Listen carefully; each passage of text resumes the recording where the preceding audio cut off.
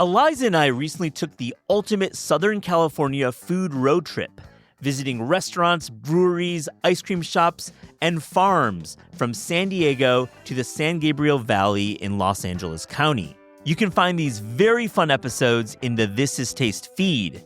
And we can't think of a better time to support these restaurants. Thanks to our friends at Visit California for supporting this epic journey. Visit www.visitcalifornia.com to plan the perfect getaway to California, the ultimate playground.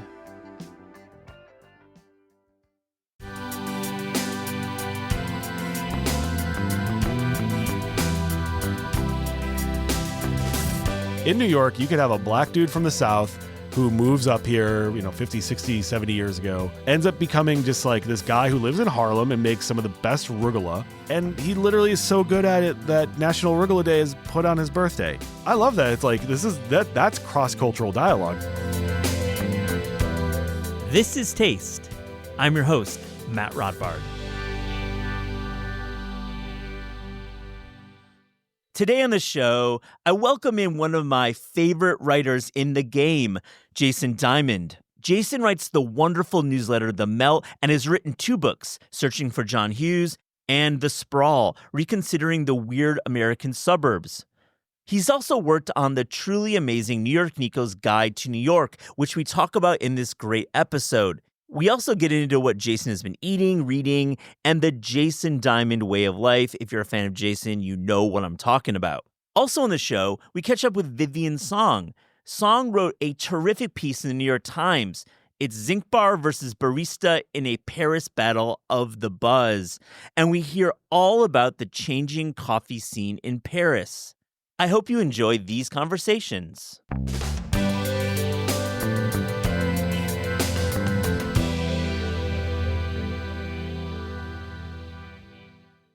Jason Diamond, welcome to This Is Taste. How are you doing, man? I am doing, a couple days after the election now. I think I'm here. But Jason, we're going to talk about your writing across the board. You know, your work on Substack, your journalism on taste, and of course your latest book that you worked on, New York Nico's Guide to New York, which is such a cool look into many of the old school establishments that make New York so special in the food ways. But Jason, where have you been eating out in New York recently? So I'm a new dad. We had a baby 6 months ago. So we're still sort of getting back out into eating. But the one place that's been reliable, we're there maybe like twice a month, is Leland in Brooklyn. Yeah. I don't know if you've been there, but I haven't. It's absolutely been on my list. Tell us about it. Oh, I mean, it's just Randy, the owner, he's like a mad scientist, but he's not too dorky about it. He was one of the first guys I saw with a really impressive vermouth menu. And I was like, oh, cool. That's a neat little thing you're doing. And then that sort of opened up to I have to now try everything on your menu. And we've gone, if Emily and I go back to a place multiple times, that to me is it should be its own Michelin star or something like that. It's if these two go, it's good. Yeah. And if you're going back 3 times, it gets 2 stars. And there's a whole map key for that. Yeah, one day we'll be the new Zagat's or people or whatever. You definitely need to do that. Yeah, and I went to Hawksmoor recently. I had the Notorious Beef Burger, which was I always like whenever I can go somewhere fancy-ish, and instantly I'm like, oh, this tastes like, I remember I once compared a baker's bread to Crazy Bread from Little Caesars, and they were so offended. I'm like, no, this is the highest compliment, but the Notorious Beef Burger is it's just a Big Mac. It's a delicious, incredible, expensive Big Mac. But yeah, we've been, I go to Sofa Cafe a couple times a week now because I drop off my baby right by there, and that's nice. Yeah. I love that. So, just in it. I haven't been to the bakery. I love Sofra. Supposedly they're bringing back the tongue sandwich, which beautiful. Yeah, at Sofra proper, I was the number 1 tongue sandwich fan. Yeah, and the guy told me, he's like, yeah, we're bringing the tongue sandwich back. I'm like, just for here, for morning commuters who want to eat a tongue sandwich on the subway. That's me. So I'm very excited about What's that. it like dining with a kid? She's great. I mean, she's in bed by 7 usually, but my wife and I, we've taken her out for drinks a few times. I mean, I grew up in bars. My family worked and owned bars and restaurants and stuff like that. So it's that's how I think I got to know people. And so I'm like, she should be able to watch, Emily and I interact with people and interact with each other in that kind of setting. And she loves it. She's just like, I mean, she's just the greatest thing in the world. I mean, I could just talk about my baby all day. Yeah, no, I asked the question. No, I appreciate it. No, and I'm sure as she gets older, there's going to be some changes about your dining habit, but maybe not. Maybe you're going to be a parent who brings her along for all your meals. Yeah, I mean, I think so. I think we'll probably, I think I'm going into it with, I have to respect, I want to have respect for my kid. And I think I'm going to put it out there to her at an early enough age. Like, hey, listen, there's sort of a church and state here. Like, you're not going to go to, I don't know. I'm trying to think of just like something nice. Like, we're not going to take you to this, yeah, right. We're not going to take you to like this like pop up, tasting menu thing. You're going to we'll take you to the diner. We'll take you to the pizza place, this, that, the other thing. But it's going to be a while before we're taking her to like, French Ed or something like that. Even though she probably would like. I bet French she would Ed. roll at French Ed. Yeah. I mean, definitely some mussels. I mean, I could see. Yeah, you raising your child on your 6-month-old on mussels, move free. I think sort of like the bistro places, maybe actually like Odeon, she would probably like. I think once she goes to Balthazar, which is not like exactly a fancy place, but it's like so sceney. I feel like she'll be like. That's when she becomes like a cool New Yorker and she's already over everything. She's like, this place stinks. What is it? The food's not good here, but it's cool. I gotta keep going. I didn't put this in the prep, but I just have to ask, have you read the McNally book? No, I haven't. Oh my God, Jason. I can't wait. So, okay, what's the status of the interview request with McNally? With Keith McNally, to be clear. I don't know. He followed me on Instagram finally. That's big. Huge. He's my idol. He is my guide, my North Star.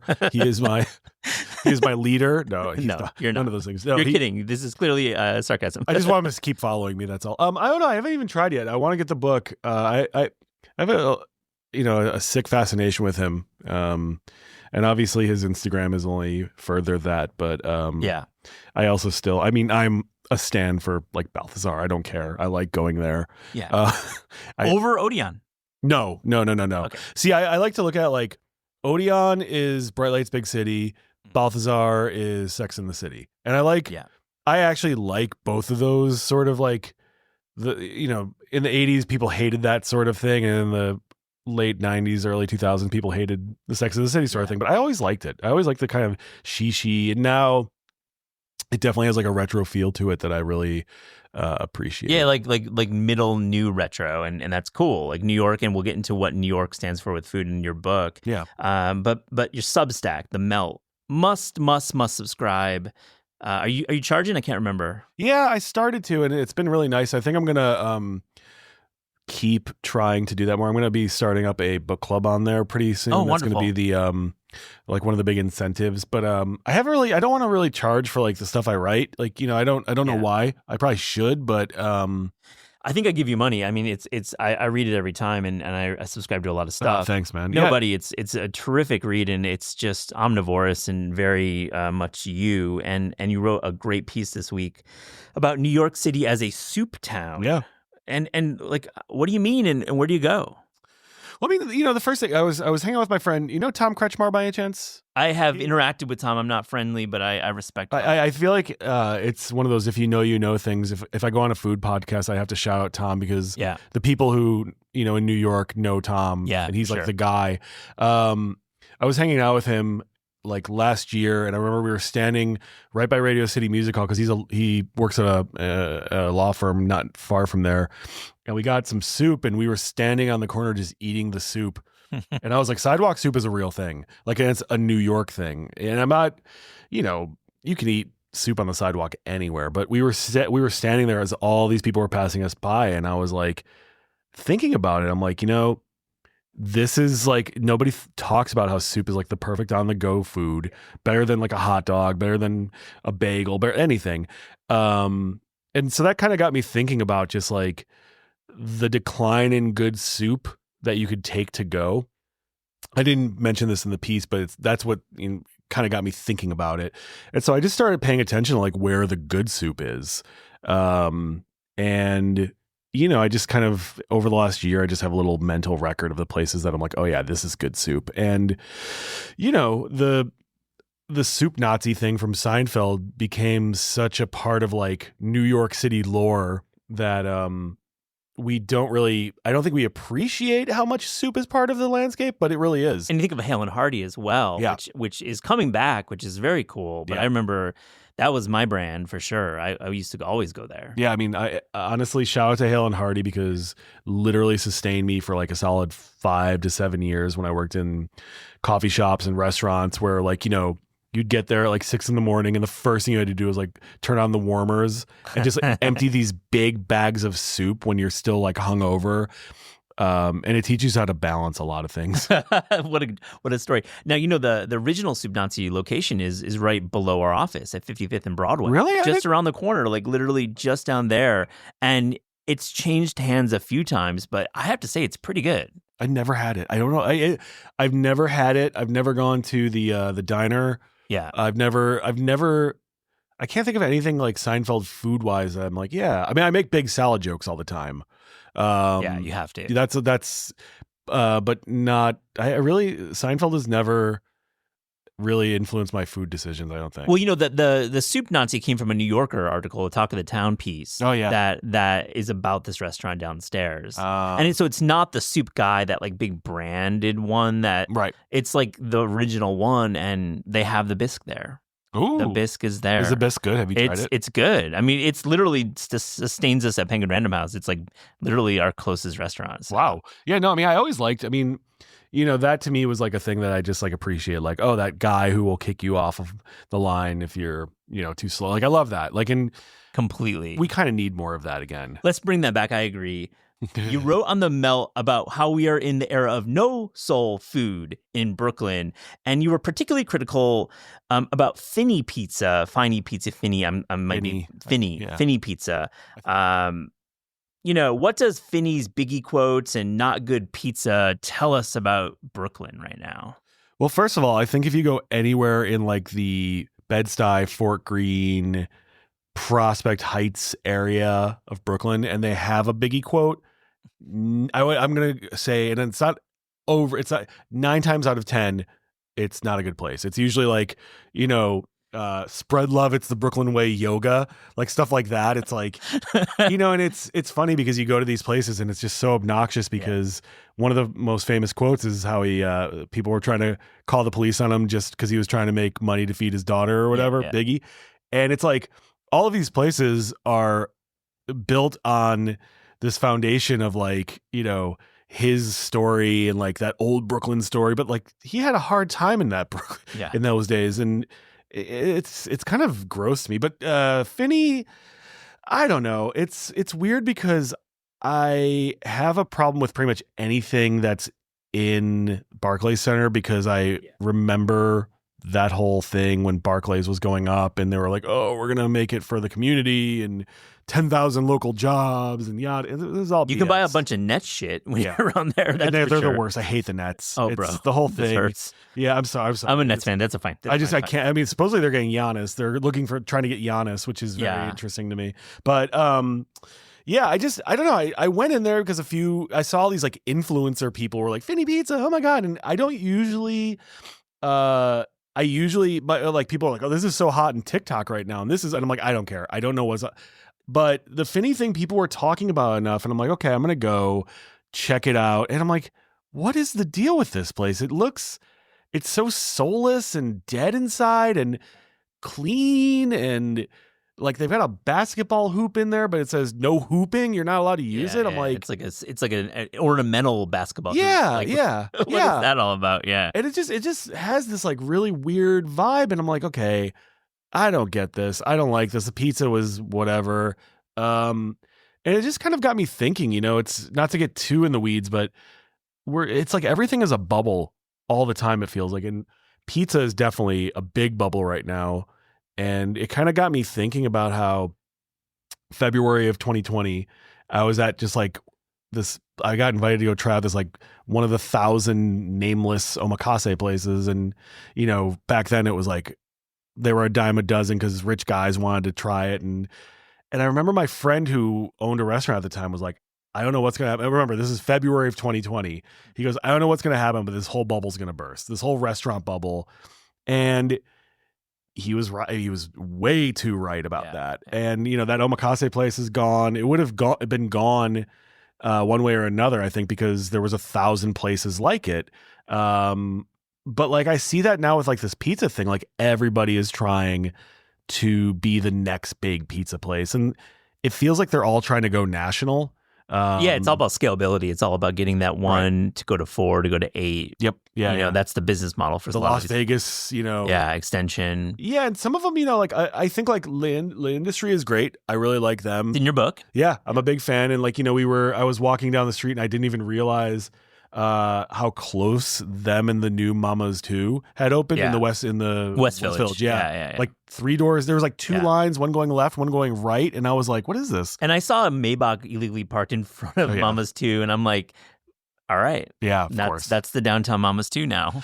Yeah, and like Mama's 2 I'd loved for a while because it's up by 92Y and it's just such a good place. And I love these places, and God bless them if they can make it work. I think the industry could, because the way they do things with their the electric ovens and yada yada, but it just feels like a lot of these other places that weren't in the book, I guess, just feel like they're just trying to branch out. Well, we'll talk about New York Nico's Guide to New York, and Jason, talk about your role in the project with New York Nico, who we know from Bing Bong and of course many other parts of the internet. But also, how are you thinking about this no soul food? Because I think that essay was intentional. You wrote this piece that kind of sets up a little bit of the thesis for what you were doing with this great book. Oh, thanks. Yeah, I mean, Nico and I kind of became friendly. I'd written something about him because I was really fascinated. I actually wrote about him through the food lens because I was like, it was really interesting to watch everything he did during the pandemic. I'm naturally skeptical, and I saw all of these, especially people in his. I coined the New York Nico-verse phrase, but I was like watching, him and Kujin and Lil Mo Mozzarella, all these guys like go to these restaurants, talk them up. And I was like, okay, what is this? Is this real? And so I kind of wanted to see, and I kind of quickly realized, I'm like, yeah, these guys are all very, they're character, the guys that are in his universe are really characters, and Nico is Nico, but they all do really care about these places, and they love helping out little businesses. And I thought that was really neat. And, Nico and I became friendly, and he reached out to me. He's like, hey, I'm writing a book. I want you to co-write it with me. And, I've done some ghostwriting before, and I love that. I love trying to capture the voice. And Nico, it's funny because he's not very camera facing for a guy who's so popular. He's not. He can walk down the street. Yeah. Unlike a lot of the TikTok accounts, which are certainly not. Yeah, they're all trying to be. Yeah, very much so. And he, he's I wouldn't say he is kind of a soft spoken guy. Like, he's not very talkative. He's a little shy. I mean, I don't want to say he's shy, but he's who he is. He's good at what he does, and he knows what it is that he does. And it was trying to make sure that, like, the conversations we would have about these places and his reasons for wanting to do this, like, kind of came out in the book. And it was just basically like first getting this list of all the places he wanted, and it was like 250. Oh my gosh! So I was going to ask you about the actual methodology, and just like, how are you and your co-authors and Nico thinking about you have to do the 5 boroughs, and you have to have some kind of balance. Obviously, not every borough is equally represented, but like, how do you blend old and new? Like, that's like, to me, it seems like that was the biggest challenge. I think, for both Nico and I think we both have such a deep appreciation for New York and its culture, and I think we both understand what really fits New York. Like, I don't want to say belongs here, but there really is, like, a feeling like you'll look at a certain place and you're like, what is that? Like, like, if I always talk about In-N-Out, like if In-N-Out really did open up a New York City, like, spectacular failure. Well, yeah. What would be the point? It'll be like the definitive mid restaurant. Right. Yeah. And I had no disrespect to In-N-Out. I go there when I'm in LA, but like, what I'm saying, it's just like, there are certain places that are definitely of the city, whether they're here 100 years or whether they just opened up. And, we both just have an appreciation for those places. And I think Nico has a really good sense of like what is going to, help places by being included, but also like get people interested at the same time. And so like, there were some places on there that I was like, oh, I haven't even heard of these places. And some of them were like suggestions from like, the people in his world. And it was crazy. Like we really went to all of these places, and it was really beautiful because, this is coming out of the pandemic. I'd been really basically just stuck in Prospect Heights for a year and a half. And I love New York more than anything. I love my wife and kid, but New York, but I love walking around New York. I love discovering it's just every time I walk outside. Now I'm going to go down to the Soup Nazi place. You have to go to the Soup Nazi place. Right. And it's like definitely, and talk about the production of the book, because you just mentioned you went to all the places and you got great photography, like really candid stuff. Jeremy Cohen, yeah. Genius. Very, very cool photographer, and follow his account as well. He's got a great following. Yeah. So what's it like going into these places? Because I mean, it is definitely, you could like hang for 5 hours at some of these places. You obviously needed to go to all the places. And how many are there? There's like over 100. I think it's 100 at the end. 100 down to 100. But what's it like going? Like, what's the reporting like? So it was pretty interesting. I mean, like, we'd reach out to them beforehand, let them know what was going on, and everybody was super receptive. Because I think Nico has built up such a good reputation. We'd go in there, and most of the places would just be like, especially the food places, just like lay out everything. Yeah. So like, for example, like, Quesadilla in Alphabet City. Oh yeah. I'd heard of it. I love Puerto Rican food. I love food from all over the Caribbean, but like, we go there at like 9 a.m. and they've got the rotisserie chicken out, and I'm like, oh, here we go. This is going to be a long day, but I couldn't help myself. I'm like, this is so delicious. And the coffee was like $1.50. And, Puerto Rican people don't mess around with coffee. That was like, I would pay $1. I would pay $2-3 for that coffee above most other coffee. So we'd go to places like that. The funniest one I remember for me personally was going to Veselka, and I was telling, the way I tell it, it's like the scene in Goodfellas where he's taking her, behind the scenes, basically like, oh, here's the kitchen here to get to their table. And I'm like so excited. I've been going to Veselka since I was a kid, and we walk downstairs and I'm feeling so good. And you get down to the stairs and there's just a bunch of like Ukrainian bubbies, and they just look at me. And I'm like, because having grown up with like a lot of like Eastern European family, I was like, oh, I screwed up. I did something wrong. But they're all all making the pierogies. And I was like, oh man, I forgot. That's literally how they do it. Getting into these spaces, Jason, is incredible. I mean, I've always wanted to see that kitchen at Veselka. I've been there many times as well. It's crazy. It's so cool that it gives you, when you're doing a book project and you've got Nico, it gives you the ability to just go in and kind of get a glimpse of New York food history. Yeah. And I think for me personally, I didn't have to like interview for this. Like he asked me to do it, but I think something I told him early on was like, I grew up in the service industry. So it's like, it helped because I was able to be like, hey, do you mind if I know you're busy over here. Can I go look over here? And my big job was basically like collecting the stories. Yeah. And, Nico and I would interview the people. He'd have questions. I'd have questions. And you would just learn this most incredible stuff, like people's, immigrant grandparents or parents, or they were immigrants themselves coming over, $5 in their pocket sort of stories, and it just really, I mean, like I said, after 2 years, a year and a half, not really doing much in New York, it just reminded me that there's nowhere like it. Really this. gave you a lot of life. It's obvious in the writing, and to be clear, it's not just food stops. There's it's a lot of retail. There's a lot of record shops, some real novelty one subject stores. Jason, there must have been a time when you had to make the 100 final, and give me 3 that like they were your hill to die on. Okay, so the first one is going to sound weird, and I feel like somebody's going to be like, that's so basic, I'm going to shut this podcast off right now. So I'm going to preface it that you shouldn't, because you should hear my reasoning. But the first one was, we were like, should we keep Katz's in there? Because Katz's is, everyone knows about Katz's. But I wanted to make the point, Nico agreed with me. I was like, Katz's is great. Like the pastrami is ridiculous, and I personally think it's the best hot dog in the city. I love that call. Yeah. I love that call. I so agree. So agree. Yeah, But so- get the hot dog always there, and definitely get the pastrami. so good. Do not get anything else. Yeah, I was really thinking about that. I was like, we really, that's something like we really need to like kind of be like, hey, we're doing this. Like we're gonna say why it should be in here, because there's so many places people don't know about, but the reason you should go to this place that everyone knows about is like we're gonna give you more of a less like chat AI sort of like a lot of those top 10 lists that you see online, they're just like the pastrami at this Jewish deli. Yeah. It's like, dude, come on. So I just was like, listen, we're going to do this. We're going to do it right. And so that was one of them. Right across the street is Punjabi. Yep.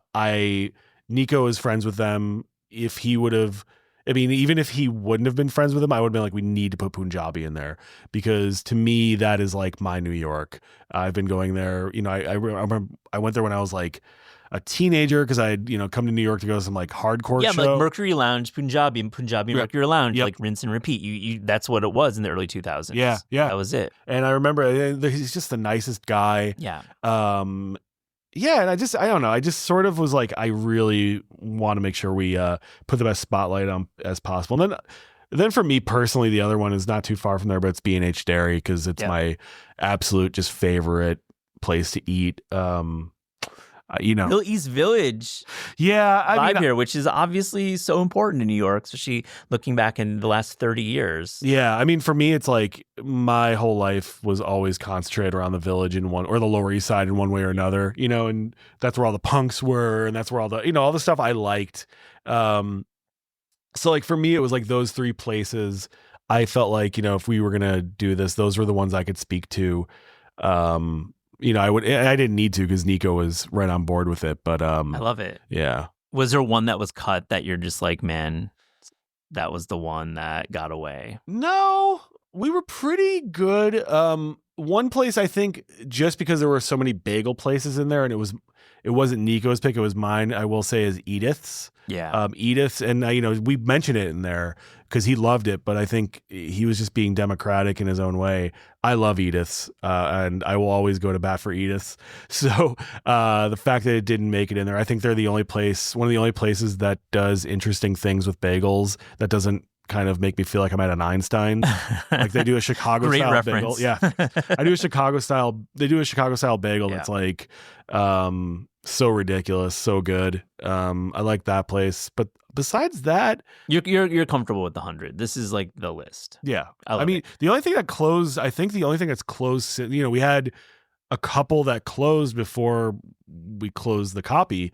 But Crest Hardware, which is, he let us know like right after, he's like, we're closing. And I'm like, you know what?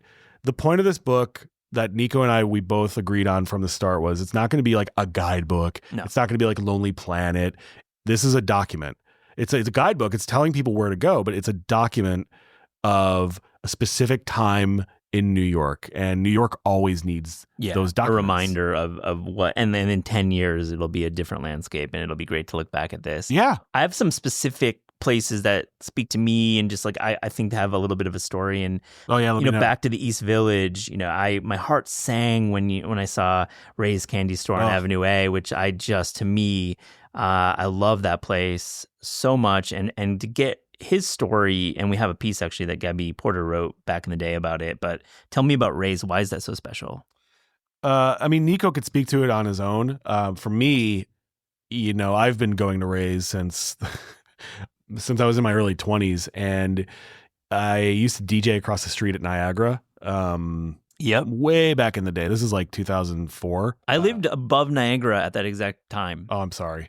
For personally. It was the best. I'm sure. I lived there for 3 years. It was amazing. I love that bar. Like, I don't know what it's like now, because I don't really get to go to a lot of bars. I haven't been back in a decade. Yeah, but Jesse Malin owns it, and he's the coolest. But I remember I don't mean to get too into it, but I was getting sick outside of Ray's Candy Store after a long night of drinking, and Ray comes out and he's like, "Oh my God, are you okay?" And he, basically makes me a milkshake. He literally makes me a milkshake, and I'm like, I did not ask for this milkshake. I don't know why you're giving it to me after you saw me throwing up outside of your establishment, but God bless you, sir. And yeah, that was like just like it's just such a special place. He's such a nice, sweet guy. And he's 90. Yeah, he's 90. He's got a crazy story. Crazy story. And yeah, it's just like none of that food is healthy. And that's what matters. It's like none of that food is healthy. It's going to kill you, but maybe it will kill you. He's 90. He probably eats. He eats. He might dip in and have like a fried Oreo once in a while. But like to me, it was like that was like, you know, my New York was like Ray's, and then Odessa when it was open, the bar and the restaurant. Oh, the bar next door, the little bar, yeah, which is I think originally was the bar first. Yep, it was. And whenever I go to now it's Superiority Burger, which is, you know, one of my favorite restaurants. Whenever I go there, I always want to ask Brooks. I'm like, did you have any reason? Like, was the fact that Henry Rollins got asked to be in Black Flag here? Was that part of the reasoning for getting this space? Because I always think about that. Because like the punk rock lore on that block alone is just. Oh yeah, I mean at the place across from Niagara, that's where Black Flag played an early New York show, possibly their first. I'm not. Yeah, Niagara used to be 7A. 7A. That used to be like, and then Tompkins Square. Yep.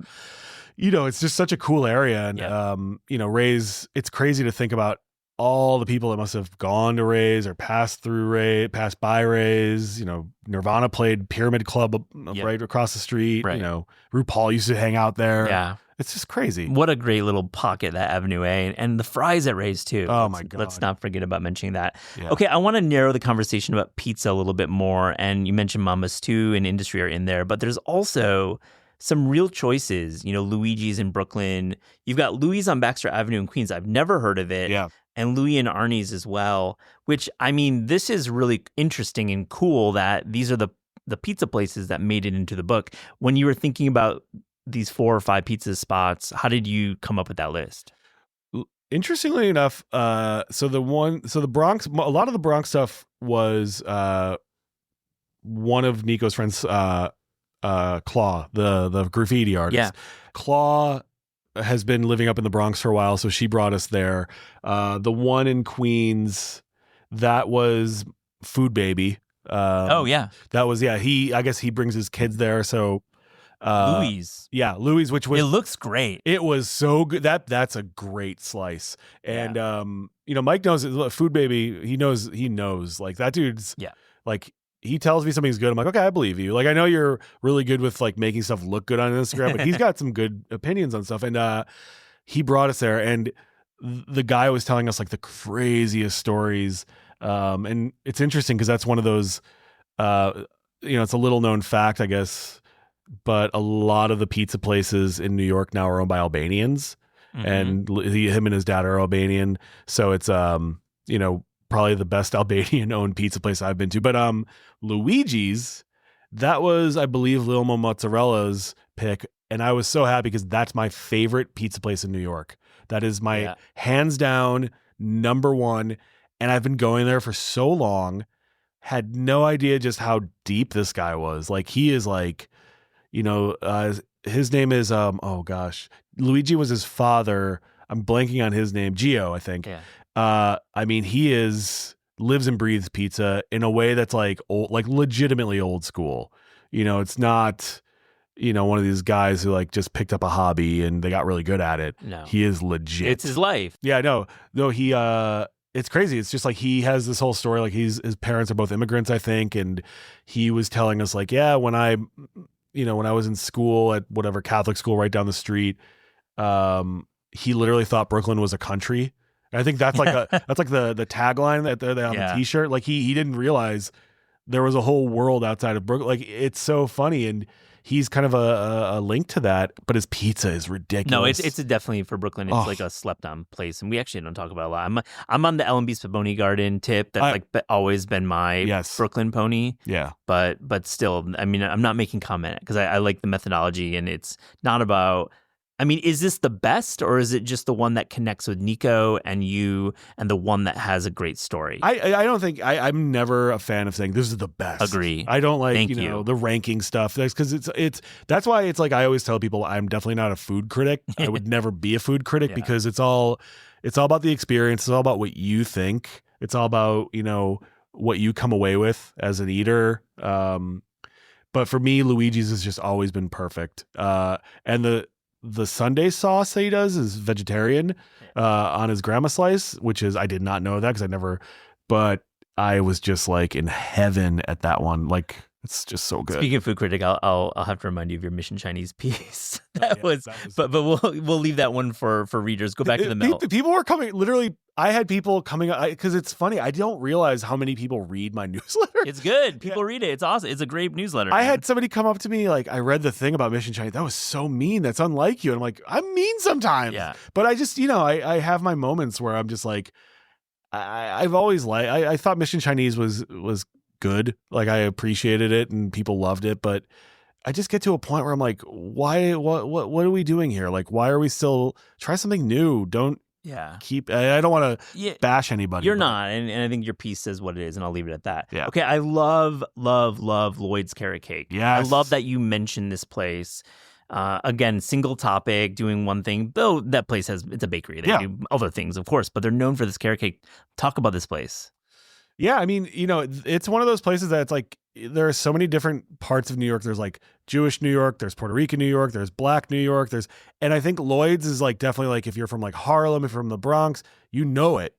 And I was really happy because it's like something like some of my friends who like grew up there told me about, and I like that we kind of like get to bring this like one part of New York that other people might not know about, and be like, yo, carrot cake is great. One, bad carrot cake is real, and that's something you want to avoid. And there's a lot of it in New York. There's so many like carrot cake slice places that you just get it at the bodega or whatever. And it's just like weird. It's in like a cellophane wrap. Oh yeah, I know that one. But like, it's like, it's funny because like with Lloyd's, it's like, it has this like, to me, I connect it back with like, the African American community in New York, and like, it's something like all the Black people I knew would tell me about, and I'd be like, oh, Lloyd's, you really like this? And it's funny because it's just like how like a Jewish person would be like, no, I'm going to tell you where the best black and white is, or the best bagel is. And you're like, okay. Or an Italian person says, no, this place has the best sauce, or the best gravy, and it was funny because I'd never been up there. I'd had it before, but we went up there and it was a beautiful sunny day, and there's this gorgeous park across the street. I forget which one. I think it's Van Cortlandt maybe. Mm-hmm. And I'm just, sitting outside, like eating this piece of carrot cake. And I'm like, this is heaven. This is, and this is what I love. It's like all these different places, that I knew about or didn't know about. But I'll tell you, the one that blew my mind was in Harlem, literally. It's called Lily's Rugula. Oh, I've been there, my man. I had no idea. I thought that place is incredible. I was at a friend's Airbnb up there who was staying from out of town and happened to be down the street.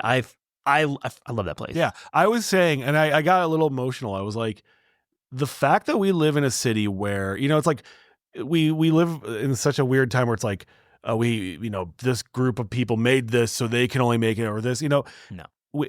In New York, and this is something that like I was reminded of, in New York, you could have a Black dude from the South who moves up here, 50, 60, 70 years ago, ends up becoming just like this guy who lives in Harlem and makes some of the best rugula. Maybe the best. I don't know. I'm not going to say. I thought it was incredible. And he literally is so good at it that National Rugula Day is put on his birthday. And, to me, it's like, that's a staple of like, shul or, whatever Jewish holidays we had it on. Like and Passover, and I'm like, I love that. It's like, that's cross-cultural dialogue to me. And also, I think he makes the best black and white in Manhattan. I didn't try the black and white. What makes a good black and white? Because I think this is a polarizing choice. I think some don't quite get the flavor of the cookie first. Texture is a big thing. Texture and flavor of the cookie. You can get a chalky ass black and white cookie, or it's too moist, or it's too hard. The two best I could say right now, if I was to do my ranking, number 1 and 2, it's Lily's and then Chow Gloria in Brooklyn. Mm-hmm. I tell people, I'm like, you see those black and whites, you grab one of those. And again, it's like Chow Gloria is not in the book, but they've also got like rainbow cookies that would blow any Nona's socks off. But it's more like hoity-toity, whatever Brooklyn part. A little Brooklyn-y. Yeah. Would you start with the black or do you start with the white? I go down the middle. Oh. I go down the middle. That's my philosophy. Yeah, that's okay. So you know what? Bring it back to Seinfeld. I guess that is my food choice. His whole thing, he's got a lot of bad jokes, bad opinions, whatever. But the black and white cookie, he's right. Look to the cookie. I love that cookie. And I go right down the middle every time. I love it. Well, give us one non-food stop because I don't want to forget about all of these great local stores for buying things. There's vintage shops, there's record shops, there's musical instrument shops, there's hardware stores. Give us one that just pops into your head right now. I mean, right away is Quimby's, which I hope gets to stay because it was right next to Crest. What is Quimby's? Talk about it. Quimby's it's this just the weirdest little bookstore. It's not like an indie bookstore in the traditional sense. It is an indie bookstore, but it's not like, it's not Greenlight or Books or Magic. They're not like selling all the, like the Sally Rooney books it's more, it's hard to explain, but they had one in Chicago when I was growing up. And that's what the zines were. Yeah, the zines. I fucking loved about so many zines in that shop. Me too. I still go, but every time I go back to Chicago, I go there. But they sell like chick tracts, which was like, it was, this very Gen X-y thing to be like, oh, look at these. These are cool art and weird stories about how you're going to hell for being you. I always like that. And I think those kinds of like weird, eccentric sort of like places always need to live in New York because one, that's always going to keep the heart beating. But two, that's going to create the next generations of like weirdo kids who know too much and have, way too much culture at their fingertips that's not just on the phone. Like if you could walk into a bookstore and find some weird stuff that's going to blow your mind. Well, covering indie presses, and if you have or graphic, these categories that maybe even like the Books Are Magics of the world don't have as much of a selection. Yeah. Right? I love that. Were you a See Here guy? No. That was the basement zine shop on 7th Street, closed probably in 2005. No, I never. Oh, yes, See Here. Yes, I did. See Here, yeah. Yeah. I wasn't, but I do. I remember it. I actually remember it had like, they had ads in some zine.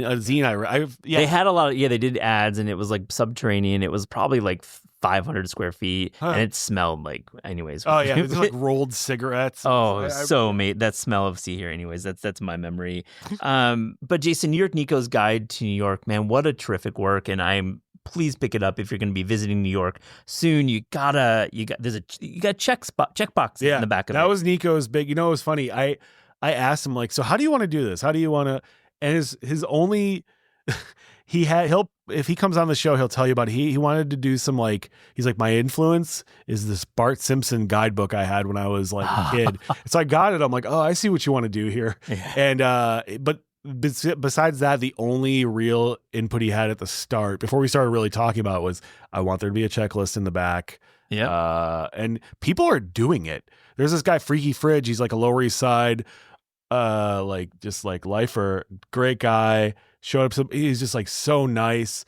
And he's been going to all the places. He's been tagging them on. Yeah. I'm like, first of all, that's cool as hell. Second of all, you're helping out it's like he's buying stuff at the places. Yeah. And I mean, the good thing about New York is you can do it. We have a subway pass and in a couple hours, you can knock off 10 of these. Yeah. It's so cool about what this book has done. We would do like 5 a day. Oh, and that was like, it was crazy. And I'm like, we just did this in a full day. I mean, my stomach would be, I know, a mess, but that's the worst part about doing food writing sometimes, and no one wants to hear us complain about it. But yeah, when you have to do 5 restaurants a day, yeah, and you're going to like 3 places where they're just like hand making the mozzarella, and they're feeding it to you, and you're like, oh, I'm gonna die. I have a very Ashkenazi stomach. What was the last stop? Do you have a memory of like when you were like, this is the end of our reporting? No, because it's funny. Like Jeremy and Jess, who was I keep calling her the cat wrangler of the whole thing, but she was a project manager. Yeah, she was like the person booking all the appointments. Yeah. Super. Jess, bless you, man. That's like the hardest job. Jess Flores, Jess Flores. Shout out. But and Jeremy and Nico, we're all friends. Like we text. I mean, like Nico and Jeremy and I have our own other group chat, like the old Jewish men group chat. Future OJM. You had literally one podcast. Oh, two episodes. I subscribed to it and I was like super into it, and you literally did one. So I'm just calling you up. It was too much of a schlep. It was just too No, far. I know, of course. I'm kidding. Great key art though. Great key art. It was good, yeah. Yeah. But no, it was like we're friends. Like we text all the time, and so it's like I don't really have like one last memory, but it's funny because I remember we did one day in Little Caribbean on in Brooklyn, which is incredible. I mean, like I had never had Peppa's chicken. Oh, until we went, and I don't know why. I'd always wanted it. It was just like I love jerk chicken, and I know like at least like 3 Jamaican guys who were like, you got to go to Peppa's. I think Anna Hazel, that's one of her spots. Yeah, I think so. I think that was one of Shelley's big. That was like the first place Shelley who created Little Caribbean took us. Yeah. So I was like, God, I gotta do this. So now we get Peppa's all the time. But that day we were going through Little Caribbean, and I remember it wasn't the last, but I think it was going to be the last for the year. I was going to go out of town. It was almost Christmas.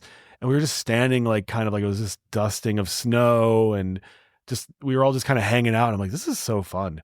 Like I've got friends that were just going out and doing this and eating and talking to people, and this is good. It comes out in the book, really, Jason, and you and Nico should be proud. There's really a fondness for your subjects, and it's authentic, which I think some of these projects can sometimes be done in like a lab almost, and a lot of city writing is done from desks and not from carrot cake shops, and putting you the time in to go to the restaurants. I respect the hell out of that. I really do. I mean, thanks. It's just you get to kind of like remember that we're all human. We all have like hopes and dreams. We all want to make sure that like, our legacy is passed on. That's what a lot of these places are. It's like family places.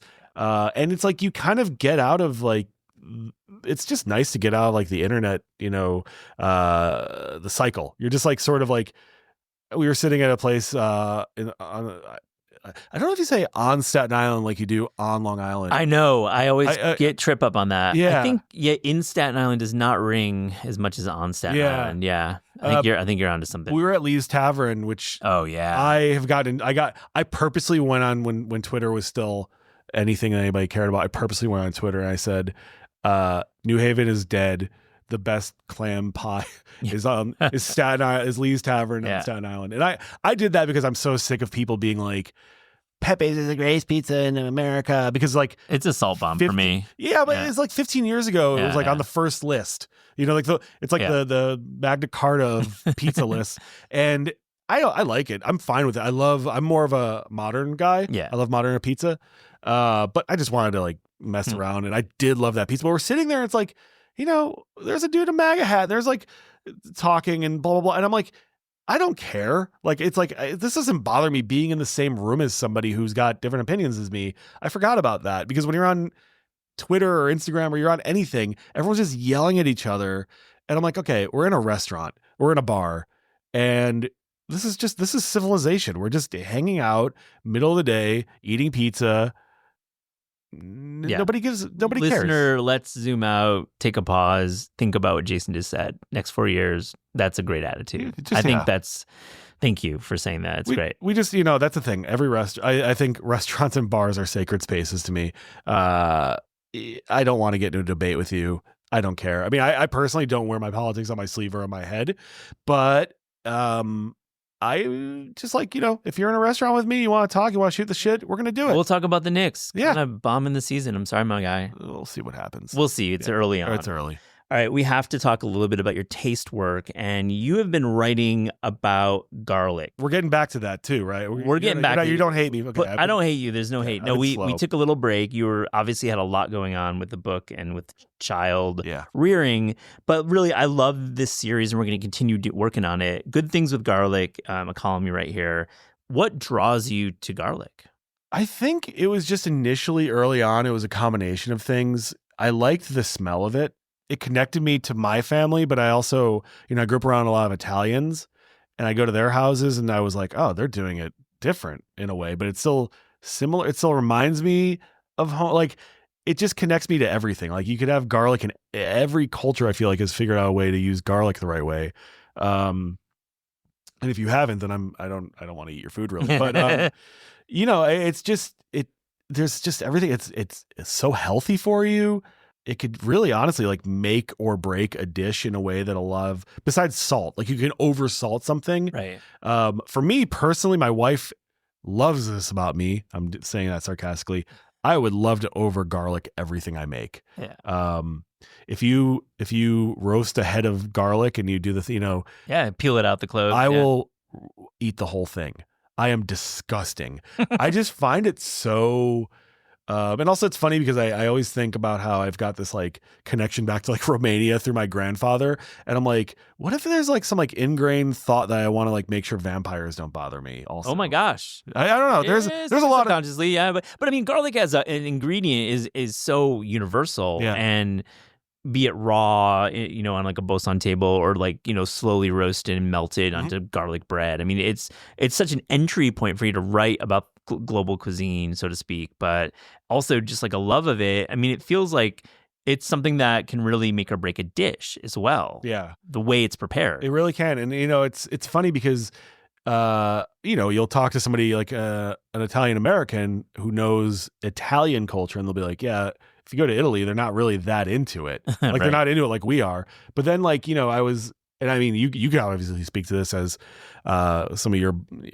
writing is you're the guy about this when it comes to this stuff. But I was having drinks a year or two ago with my friend Alexander Chi, and he started telling me, I didn't know the whole like creation myth story of Korea. And he's like, it's a bear who ate garlic and something. And I was like, I started crying. I was drunk. But you have a bear and you have garlic, and those are like my two favorite things. And I was like, we truly are all God's children. We all love garlic. And I forget the whole story, and I feel really bad that I can't recall it right now, but it just moved me so much. And it really got me thinking. I'm like, there's certain things in this world, like garlic is one of them. I think chicken stock to me, it's like every culture figures out, or chickens in general. But, there's certain like dumplings. Like we've all got dumplings. And garlic is another thing. Like I think everybody kind of figures out how to use it in some way or another, even if it's not part of your, regional cuisine. I mean, I think food television as well. In the late '90s, certain individuals on TV would have garlic. Oh, there was so much garlic on any food TV. It was like part of this mythology of like cooking more Mediterranean, cooking better Italian, and just like using. And we fetishize over like the Marcella Hazan, right? Multi-clove, 30-clove garlic recipe. So, I mean, I definitely do. And then dope recipe. Yeah, and then it's like even like Bourdain, like he was like, don't smash the garlic, or he don't use a garlic smasher. Press, yeah. It's like everybody don't bruise the garlic. Right. Everybody's got their opinions on it. And I remember the first time I think I truly watched somebody with a knife, like slicing something. It wasn't the Goodfellas thing. It wasn't. I did write about that, but I watched somebody like slowly slicing a clove, and I was like, something so meditative about this. Really? And I mean, like it doesn't have like when you slice an onion, it has that kind of crisp, and garlic doesn't really have that. It has this sort of like. It just has this sort of nice. It kind of whispers to you a bit. Yeah, it's not like that crunch, right? Great call. Like it has. I think like Dookie was telling me when he was working at John George, that was like one of the initial tasks for early CIA externs. Oh, okay. Was to like. And like there was no bruising of the garlic for John George. Like it was like put into like the mind. It was canon at that restaurant. You treat garlic with like delicate hands. See, and usually I would be like, that's so hoity-toity. That's so silly. Like, come on. But with garlic, I'm like, no, that works. Yeah, that smashing of it, I never used that technique. Yeah, smashing. I don't like it. It's easy, but I don't. It's easy for sure. It's easy. Lastly, Jason, you've sold the novel, and that's public. It's been in PW, and I want to know, like, it's been in the trades. It's been in the trades, right? It's been in the trades. Tell us a little bit. We'll have you back absolutely next fall when it comes out. We'll talk about the novel, but really, when you flip to fiction as a writer, I mean, is this like the greatest joy for you as a writer, or the opposite?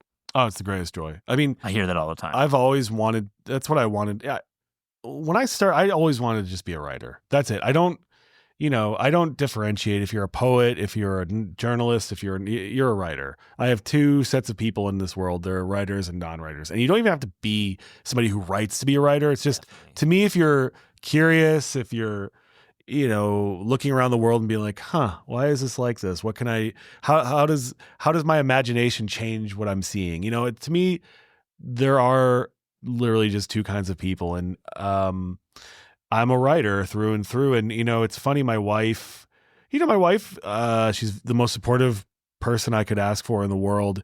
But, she's not going to like give me like, she's not a yes man. She's not going to like tell me how great I am. And, I have to earn her respect, and I appreciate that. After 15 years, I'm still trying to earn her respect. Now I've got the daughter who I'm looking at all the time. I'm like, you think I'm a clown? And they just look at me while I walk in the room. They're just looking at me. I'm like, yeah, okay. I got to work for both of you now. But my wife said something to me like a week or two ago that honestly I keep going back to. And she's like, it's really great to see what like a craftsman you've become with your work as a writer. And honestly, I don't like to say like I'm a craftsman, I'm an artist, but coming from my wife, who has seen me kind of continuously try to get better as a writer, to take, like when I'm edited by you guys, I'm taking the notes in. I tell every writer, I'm like, if you're not listening to your editors, get out of this. Like you need to. Writers listening out there, please. No, the two things I tell every writer, it's the most simple. It's like, read as much as you can and keep reading. Don't stop. It's like people are like, how do you keep reading so much? You just had a baby. I'm like, because I'm not watching TV or playing video games. I don't know. I make time to read. The other thing is get your ass edited. I would probably just edit how I just said that. But you know what I'm saying? Like No. Make sure it doesn't matter if it's a list. It doesn't matter what it is. Make sure you get edited a few times in your life. Because first of all, I always say, it's pretty, I've been punched a few times in my life, and I think it's for the better. It probably, it literally was knocking some sense to me, but I had editors kind of do the same thing. I've had editors teach me so much. Easy tricks, cheap tricks. And then of course, just like straight work. I mean, like getting into like graph structure. I mean, there's lots of ways editors can inform writing. I totally agree with you. Absolutely. And like, when they tell you you're being like a wuss writing like this, or they're like, or they'll say like, I've never used the wuss note. Yeah, no, I wanted to say another word, but they didn't even say it. They don't even say it. But like, it's like they'll tell you when you need to have more oomph for something. They tell you that, they and you kind of pick these things up, and you're like, okay, I can improve on this. And then for me, my whole life, everything I do, I'm always trying to improve. I'm always trying to be better. And it just got to a point where as a writer, I was like, this is my life. I need to keep getting better and better and better and better. And I'm never going to be great. I'm never going to be the best. I'm always going to be me. And I'm always going to be trying to get better. And with fiction, it just kind of came to a point where I was like, okay, I have so many stories I want to tell, and I don't know how to tell them through the nonfiction lens. And I just started writing this one down, and it clicked. It's a very personal kind of story in a lot of ways, but it was the best experience. We'll get into the structure of it when you come on the show next fall. There's a lot of food stuff in it too. I was going to ask you exactly that. I'd love to get one food scene broadly that you can share from the novel. Manny's Delicatessen in Chicago. Yes, my dad grew up going there. Really? Oh, yeah. Did we talk about that? Yeah. Maybe he's from Rogers Park. So my God. He was around the city, yeah. Oh, we got to talk about this because my family's from Rogers Park. Yeah, east or west? Oh, wait, hold on. No, they're from east. So they're from Kedzie and Toohey. Oh, yeah, Columbia and Sheridan. Oh, yeah, okay, yeah. So they're closer to like the Skokie border. I always have to like Falwell Pier is right off the block. Yeah, I always have to remember like they grew up, the Barnaby's was right by them, and the Candlelight Candlelight's still there. Yeah, totally. Terrific tavern style place. But Lots of Chicago Dog listener. Yeah. I love it. No, Manny's made has a big place in there, because every time I go in there, I'm just like, God, this is like the coolest mix of like, low level politicians are in here. There's some guy who I'd seen. I remember there was this car commercial when I was a kid, and I saw one of the guys who was in the commercials, like, oh my God, it's a Solzy Elson Chevrolet guy. Like I'd see Chicago Bulls players in there.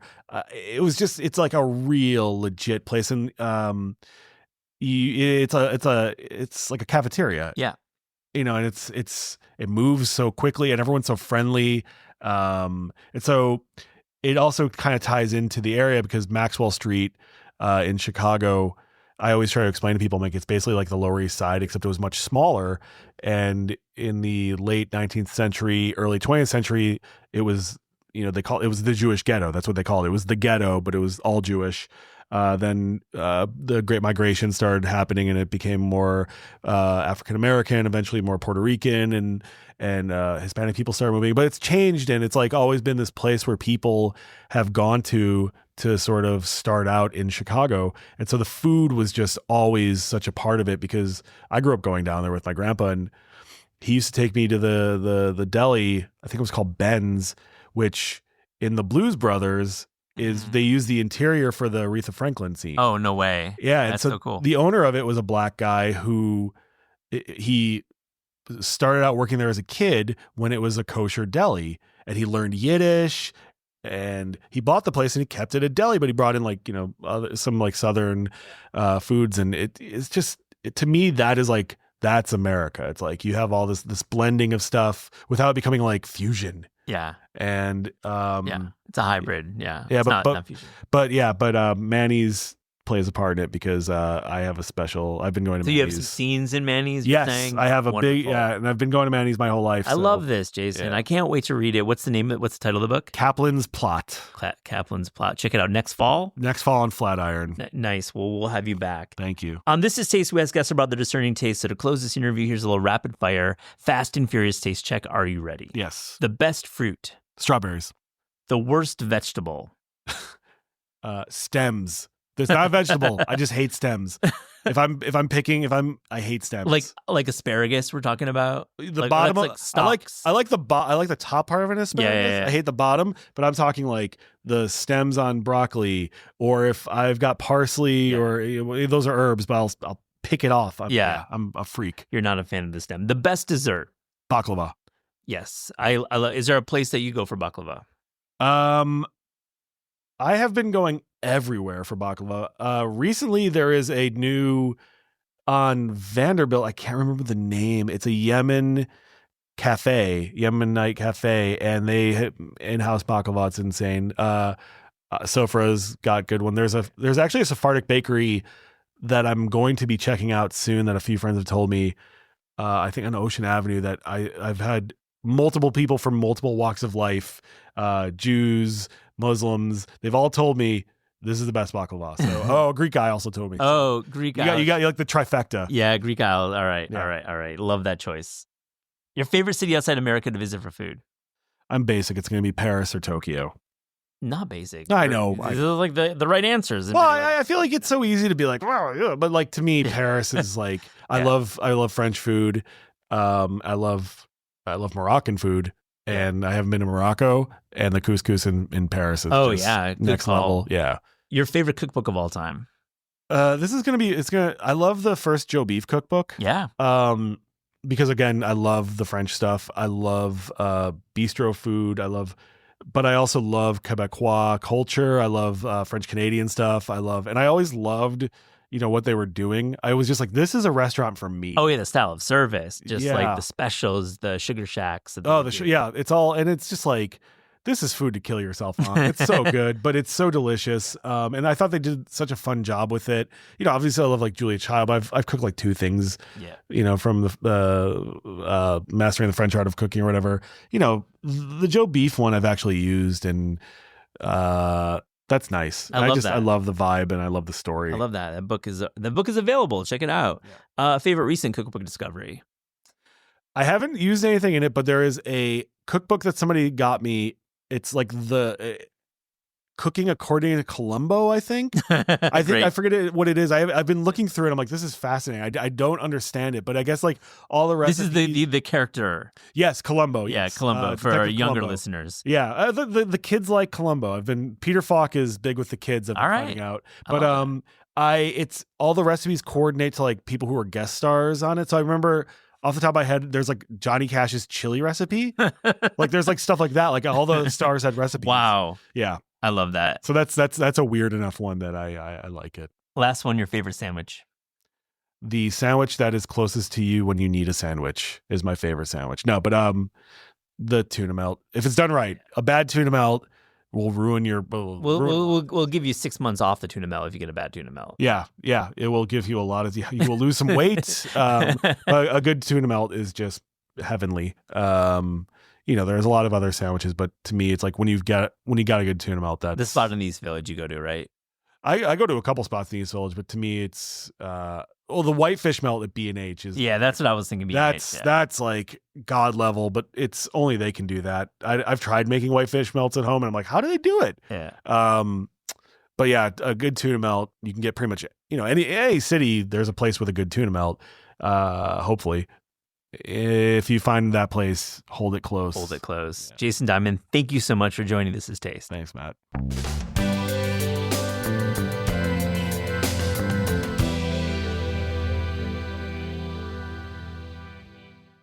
Vivian Song, welcome to This Is Taste. How are you doing today? Very good. Thanks for having me.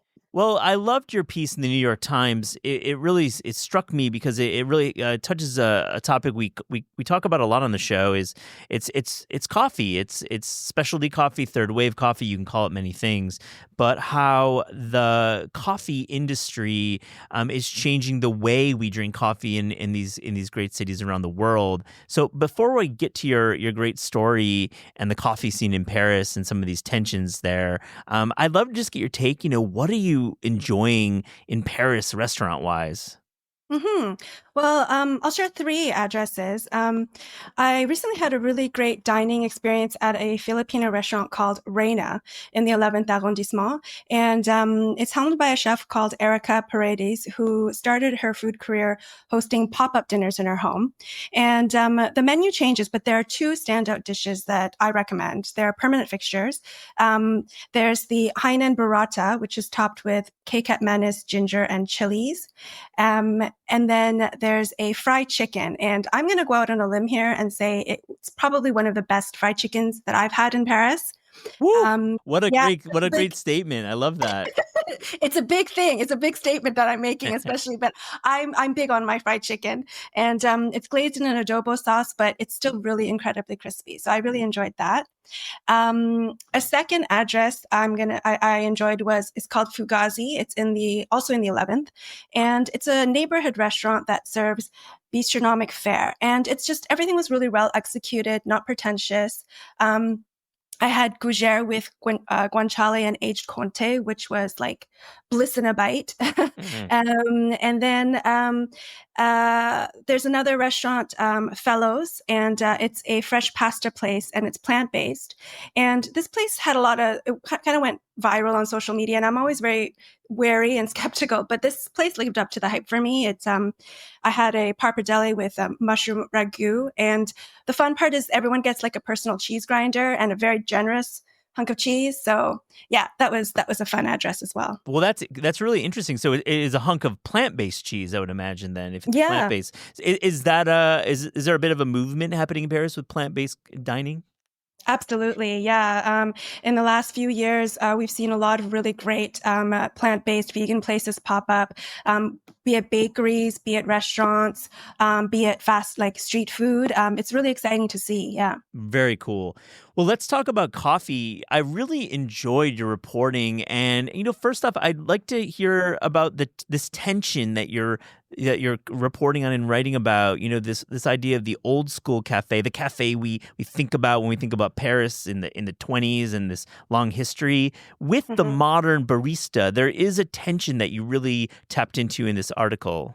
I'd like to go into it by saying that I don't know if I would really characterize it as a rivalry between the two, but as you mentioned, there is a tension. And the central idea I was trying to convey was that the explosion of coffee houses that we're seeing in Paris over the last few years is changing cafe culture in the French capital. And this is especially true of younger generations, or what one coffee shop owner called coffee natives. Gen Zs who've never known life without latte art. No, I'll follow up and just ask. Let's talk a little bit about the history of third wave coffee, specialty coffee entering Paris. When did Paris start to actually see some of these shops pull up that we're doing V60 pour overs, we're thinking about origin with their roasting. It wasn't the typical espresso shot or the Americano that you'd find in these historical cafes. Exactly. So we can kind of trace this back to maybe around 2010. This is where we really saw the arrival of these third wave coffee shops, and they came courtesy or via expats. American, Australian, New Zealand expats, and also well-traveled French entrepreneurs who were just sick of seeing of this terrible coffee, and they recognized an opportunity to bring artisanal coffee to Paris. Previously, I guess the French didn't really question. They were used to this really burnt, bitter, astringent espresso shot. But they remained quite niche for a while, I would say, and were really popular among expats and tourists from countries desperate for good coffee. But then I think in the post-pandemic years is where we've really seen an explosion. There's a new coffee shop opening every week, and I cannot keep up. And in this wave, what we're seeing different trends. So the business model is very different. So in the early years, the shops were mostly sit-in. Many now are takeaway only. And that's because, it offers bigger margins for these entrepreneurs. So it's a smart business move. Unlike the first generation shops, many are also banning laptops. Aesthetics are a huge part of their appeal in this new generation. We're also seeing new subcategories. We're seeing specialty drink menus we've never seen before. At one cafe called Buddy Buddy, drinks are based on nut butters, which is, pretty interesting for us. You have hybrid spaces that are part vintage shop, part bookstore, and coffee shops. Yeah, I really recognize this boom, and it's cool that you can articulate the time period about this post-pandemic moment for specialty coffee. I do want to go back in time a little bit and talk about Paris's long tradition of the cafe culture. I mean, they really established it around the world. And while the coffee served at these cafes certainly wouldn't pass muster at like a competition, or even for most specialty coffee drinkers, and I recognize that most of it was espresso based and not of the highest quality beans, they still have an important role in Parisian culture. But I want to get a sense from you about what it's like to be in these classic cafes today. Are they full of old timers and tourists looking for that old point of view, or is it slightly different? Well, I wouldn't say it's gotten there quite yet. Thankfully, we're still seeing a good mix. There are a lot of tourists, looking for that romanticized, vision, romanticized, living out that scenario of sitting on a cafe terrace, watching the world go by, people watching, because it really is like a national pastime here. But for now, it's still a good mix. It's still a good mix of young, old, and tourists. However, the fear is that they will gradually these coffee shops. These are specialty coffee shops that are a very Anglophone import. There's nothing French about these new coffee shops. These places are going to supplant the cafes and bistros as the primary meeting place. In sociology they call it the third place. The place outside work and home where you go to socialize, to meet friends.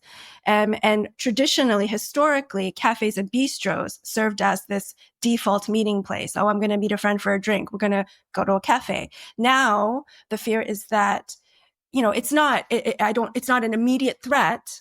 However, gradually with younger generations, the fear is that, because we're seeing it now, their default meeting place will become the coffee shop. So it's not an immediate threat. I wouldn't say it's an immediate threat, but in the story, I was kind of forecasting. Yeah, no, it's really articulate. You definitely have a bit read the tea leaves, pun intended, a little bit. And I have to ask, you interview a lot of folks who still hang out at the cafes, and many Parisians still make it part of their daily life, and you really get into the familiarity between the owners of the cafes and the patrons.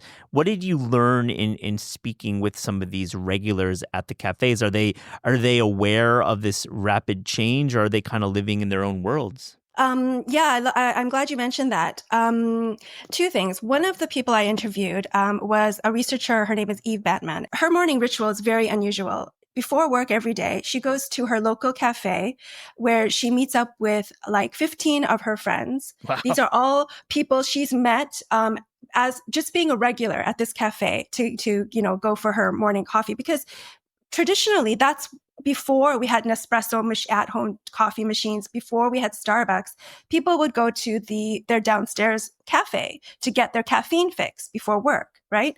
So she goes to this cafe every morning at around 8:30, where she meets up with friends. They're only there for about 15 minutes, but they chit-chat together. She doesn't, and the funny part is, she doesn't drink coffee. She orders Perrier. She orders because she can't drink the coffee anymore. Why is that? Because she discovered what good coffee really tastes like. So then after she chit-chats with these friends that she's made over the years, and this is what's interesting, is that it's a very mixed group. You have, as she said, there's street cleaners. She's a researcher at a think tank. There are academics, salespeople, people who work at the Louvre or at Chanel, and they all gather around the Zinc bar just to chat for 15 minutes to get their socialization in the morning. That's their daily ritual for them, which I thought is so beautiful, you know? But then after that, so she spends 15 minutes there chit-chatting. Then she heads down to the center of Paris where she works. And then she'll go into an actual coffee shop where she'll get her real cafe to power her through the day. What an amazing example of how someone can live this really full life without compromise and still remain, have these traditions. I love this person. She seems really cool. Oh, I loved speaking with her. We spoke for like an hour and a half, and it was an exciting conversation, because first of all, it was gold as a journalist to find somebody like that. I had reached out to her as the researcher for a paper on the reinvention of French cafe culture, but turns out that she lives it. Wow, so she's doing some academic research about coffee too. I love that. That's a great source. What's the feedback been from the piece? The New York Times obviously has such a wide reach, and I'm sure I don't know. I'm not sure if you're reading the comments, but I'm sure you got some feedback. I do. As you should. I did read the comments, and some of them were not happy, but some of them made some really good points. We should call up the piece, but one that I found kind of amusing, one of the later comments, it was that it kind of called me out for depicting younger generations as in a negative way, but that wasn't my intention at all. They were saying if it were turned the other way around, of a Gen Z complaining about the coffee consumption habits of a boomer or a Gen Xer, there would be outrage, which I found was, I can see how it would be. I guess I can see how it would have been read that way, but it wasn't an indictment of coffee shops or of younger generations. It was really meant to just portray, document what's happening. The fact that things are shifting. Yeah, I mean, you're gonna always have feedback from both sides, and I disagree. I think you really did capture both sides very evenly, and like I don't think you trivialize the younger generation at all. I think it's just definitely the way different generations consume coffee, and it's not meant to be a caricature by any means. Exactly. That's what I hoped. That's what I hoped people would take away. But no, overall, I if it gets people talking, that's great, and as the researcher I spoke to, she wants the best of both worlds, and that's kind of what I want too. I love coffee shops. I love good coffee just as anybody else does, but I also love the cafe experience. After 15 years of living in the city, I love hitting up a random cafe just to sit, read, daydream, speak with friends. I love the best of both worlds. Yeah. Well, I have to ask you, Vivian, where are you drinking coffee yourself personally in Paris? Either the third wave shops or the classic cafes. I like Coutume Cafe. They were part of the first wave, and I really like their coffee because it's really well balanced and smooth. And then I also like Cafe Inoman, which is in the 11th. And it's a very low-key neighborhood coffee shop for locals. It's not pretentious. You're not going to see it on social media, and that's just what I like. But the coffee there really goes down smooth. And I like it because there's two spaces. The front space is reserved for people to just drink, read, chat, but then there's a small space at the back that is laptop friendly. So they really know how to cater to both consumers. Well, I love that. It sounds like the 11th is where it's at. You've brought it up a I few know. times. Sorry, I didn't mean to. No. It wasn't intentional, but yeah. No, I'll take that advice. And I just want to close. And I have to ask you, you live in Paris 15 years and you report on the city. What are Americans maybe missing when they're visiting Paris? I know many listeners are planning possible summer trips to Paris, and it's such a great city to visit for so many reasons. But what's like your insight on what Americans can maybe do that they're missing out on? I guess I'll put this in the context of food, as this is, a podcast about the way we eat and food. But I would say don't restrict yourself to just classic French restaurants. Of course, you're going to want to come here and go do a classic French bistro. But there's so many exciting restaurants that are offering unique cooking and foods that you just won't find anywhere else because it's a mash. It's French Korean, French Japanese, French Lebanese. So I would really encourage people to kind of be open-minded about trying international cuisines when they're in Paris and not just hit up the classics. And then I'm biased, but I'm going to say for repeat visitors who know the city well, to venture to the 19th, which is the northeast part of Paris. It's where I live. And, it's a really great slice of Parisian life that's far from the tourist crowds. It's not your postcard picture Paris, so don't expect that. But you have Butte Chaumont Park, which is one of the most dramatic parks in the city with rushing waterfalls, a grotto, a suspension bridge.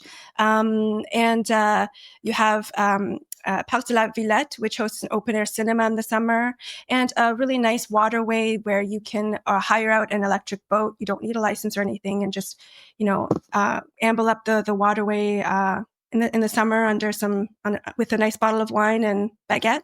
It's gold. Sounds incredible. I need to go to the 19th. I've never been to that part. And Vivian Song, what a great conversation and what terrific reporting in the New York Times. Love the story. I'm going to link to the show notes. Please read it. Thank you so much for joining our show. Thank you so much. It was fun. Thanks, Matt.